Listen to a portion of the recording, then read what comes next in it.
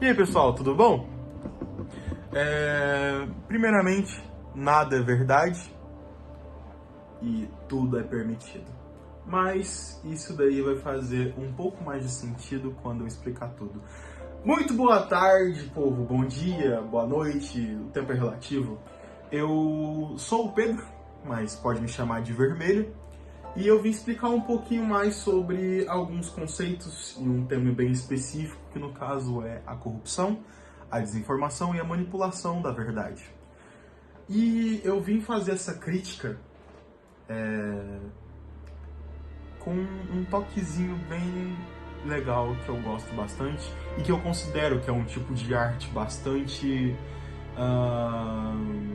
é um tipo de arte bastante conhecido entre os nerdolas, digamos assim. Eu vim pegar um jogo. Mas que jogo? Bom, vocês me viram de capuz, né? Então eu vim pegar Assassin's Creed para fazer essa crítica. Mas como assim? Bom, eu vou explicar tudo um pouquinho mais pra frente. Antes de aprofundar um pouco mais no tema, eu queria dizer que o jogo que eu peguei, que no caso é o Assassin's Creed 2, é um jogo que eu amo. Tipo, Assassin's Creed no geral é uma obra que eu acho que é bastante legal, é bastante importante, que infelizmente se perdeu um pouco nos temas e tudo mais, mas os primeiros jogos são sempre os melhores. Como assim? Vamos lá, primeiramente, o que é Assassin's Creed? Bom, Assassin's Creed é uma série de jogos que se baseiam em conflitos entre duas sociedades.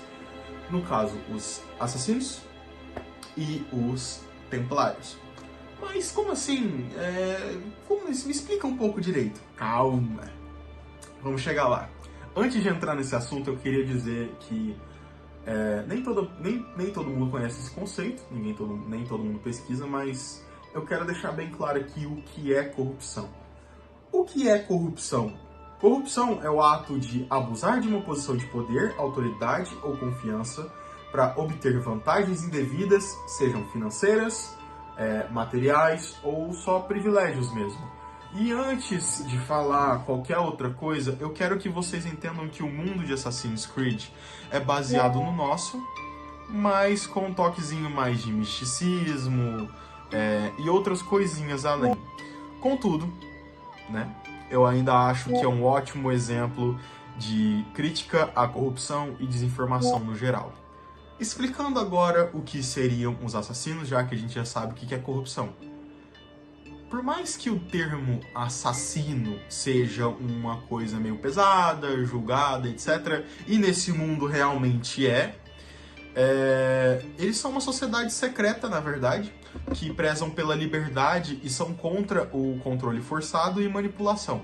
Além disso, eu tenho que deixar claro que a frase icônica deles, nada é verdade e tudo é permitido, tem um sentido lógico, por mais que, de primeira vista, essa frase seja um pouco contraditória. Como assim nada é verdade? Resumindo muito, o que essa frase quer dizer é que as verdades da sociedade são muito frágeis e que a gente devia começar a pensar por conta própria.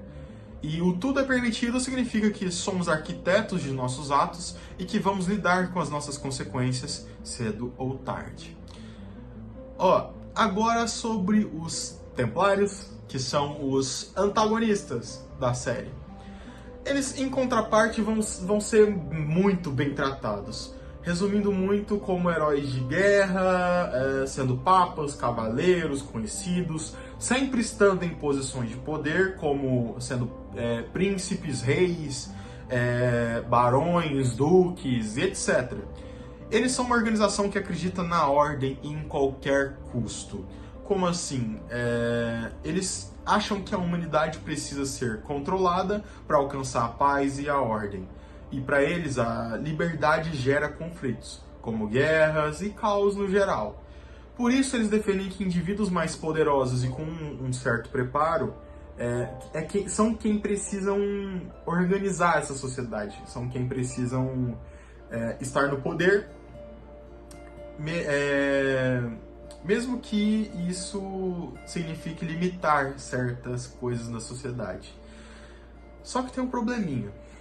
Para eles alcançarem essa questão da ordem e a paz no geral, eles recorrem bastante e frequentemente à manipulação, à corrupção, desinformação no geral e mentiras mesmo. E eles acreditam que o resultado final justifica os meios, já entrando na filosofia maquiavélica. Outra, um exemplo de pessoa que provavelmente seria um templário ou compactuaria com as ideias dos templários, o conceito inicial dos templários no caso da ordem, etc., seria Platão. Por quê? Primeiramente que o seu mentor foi morto por conta de pessoas que não tinham preparo, nem poder, nem mentalidade suficiente para entender aquilo que ele estava fazendo. Ele estava criando senso crítico nos jovens e tudo mais e acabou sendo morto por justamente pessoas que não tinham esse preparo todo. E, no geral, Platão mesmo discute essa filosofia colocando, por exemplo, a sociedade como se fosse um barco. Quem realmente tem o preparo é quem vai guiar esse barco e fazer com que a gente chegue a algum lugar ou que a gente consiga sobreviver nesse oceano tão louco que é a vida. Mas lembrando, a princípio nenhuma das duas sociedades são boas ou ruins. Eles apenas acreditam em coisas diferentes e só que com o tempo eles foram se moldando aquilo que eles mais valorizavam. Enquanto os assassinos, eles valorizavam na liberdade individual, a questão da família, a questão do pessoal mesmo, da sociedade mesmo. Eles estavam ali entre a sociedade e viviam na sociedade. Os templários, por outro lado, foram pegando mais pelo poder. Eles foram conseguindo cada vez mais e mais poder, só que eles foram se corrompendo por conta desse poder. Mas como é que isso se aplica hoje em dia? Bom, em Assassin's Creed 2, tudo se passa no século XV na Itália. E com isso os templários já não tinham as mesmas qualidades que eles tinham há séculos atrás. Porque os assassinos, como Rachachins, e os templários, como templários mesmo, eles tiveram origens diferentes, mas que foram crescendo de maneiras diferentes, como eu já falei. E eles foram se tornando cada vez mais corruptos, apáticos com os outros, manipulando a população, colocando pessoas inocentes na linha de frente, como escudo. Como, por exemplo, em uma situação dentro do jogo, se eu não me engano, um líder de família que era um templário, ele colocou o próprio filho na linha de frente para que ele não morresse. O pai coloca o filho na linha de frente para morrer por ele, porque ele é um covarde. Dá para entender uma coisa dessa? E ele estava manipulando mais pessoas. Isso é um problema. E aí, no jogo, muitas pessoas acreditam em versões falsas também dos acontecimentos, porque quem está no controle tem poder, e quem tá no poder são os templários. E aí eles acabam usando de propagandas políticas, desinformação, censura, manipulação de opinião pública e conspiração, como no próprio jogo. E também um exemplo disso seria na Segunda Guerra Mundial, onde foram criadas diversas propagandas políticas que difamavam e mentiam sobre minorias e, na sua maioria, os judeus.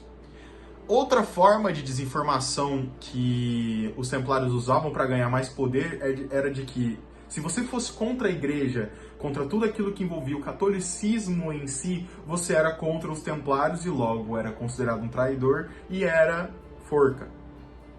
O melhor exemplo de desinformação que ocorre no jogo é quando o pai do protagonista, o pai do Ezio, no caso, o nome dele é Giovanni Auditore, ele é condenado à forca por traição em Florença, devido a uma conspiração tramada pela Ordem dos Templários, sendo que o pai do Ezio, no caso Giovanni, ele estava investigando os Templários justamente para poder colocar eles, falar assim para a sociedade. Então, esses caras eles são corruptos, eles estão fazendo umas coisas bem ruins aí na sociedade, então vocês têm que abrir um pouco a cabeça e dar uma bisoiada nisso daí, mano. E aí, a atitude de Giovanni se correlaciona com o conceito de separação dos poderes desenvolvido por Montesquieu, que no caso ninguém deveria concentrar poder demais e instituições deviam fiscalizar umas às outras. O papel de Giovanni era de fiscalizar os templários, agindo como um fantasma, mas sendo traído, morreu antes mesmo de conseguir concluir o seu trabalho. E situações onde pessoas de poder escondem atos debaixo do tapete, atos de corrupção no caso, é algo frequente. Só que não só escondem, como também são protegidos, mesmo quando a população deseja ser esclarecida. Assim deixando com que eles roubem cada vez mais e prejudicando a sociedade cada vez mais. No geral, agora, para finalizar, os assassinos e os templários seguem um padrão de liberdade versus controle. Os templários acham que as pessoas precisam ser guiadas e controladas, enquanto os assassinos acham que as pessoas têm que ser livres, mas com noção dos próprios atos e consequências. Essa discussão existe até hoje em vigilância estatal, privacidade digital, monitoramentos de redes sociais, coleta de dados por empresas, e o caso mais atual que eu li sobre foi o caso da Lei Felca, onde eles discutem a privacidade, opção de anonimato das pessoas e conscientização parental com a segurança de famílias e principalmente de menores de idade. Agora, para finalizar mesmo, algumas palavrinhas. Como eu já disse antes, eu escolhi Assassin's Creed 2 porque eu joguei esse jogo há 8 anos atrás. Faz um tempinho já. Eu só entendi a narrativa nesse ano porque eu zerei o jogo esse ano.